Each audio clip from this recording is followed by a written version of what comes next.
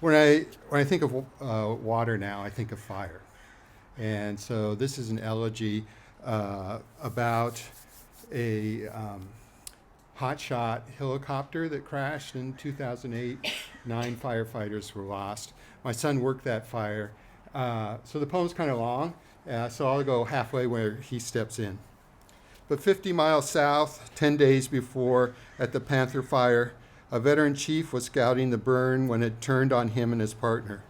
The partner chose to sprint through dense underbrush that the chief may have thought would trap him, so he deployed what was his last resort, his fire shelter, woven silica laminated to aluminum for an outer shell, while inside he lay down in fiberglass and more aluminum to die of burns and smoke.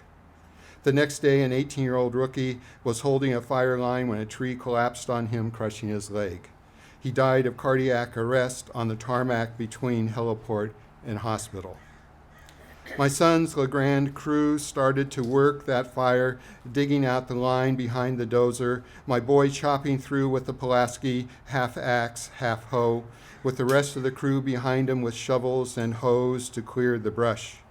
That day, his friend, our neighbor's son, was lookout on a mountaintop nearby. The next night, the entire crest was a single immense flame filling my son's wide pupils, firing singly across his retina, his mind's eye where it will never fade.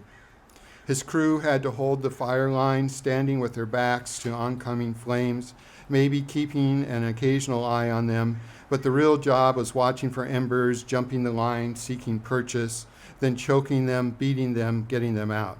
When he called, my son said he had heard a tree crest explode right behind him, a shower of glowing cinders raining down, adrenaline making him jump and set to work where soon more crew joined him.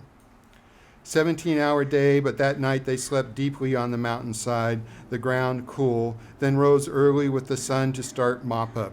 Stump holing first to find any tree stumps where the fire settles in so deep it can burn for a decade or more. For a decade or more as the heat travels through the thick roots to bide its time in the dark earth until air finds it long after we've turned our attention. When the crew finds a stump, they dig it out with axes and shovels, cold trailing roots to drown the heat with water from the 5-gallon bladder bags each man carries up the mountain on his shoulders above his 40-pound hip pack.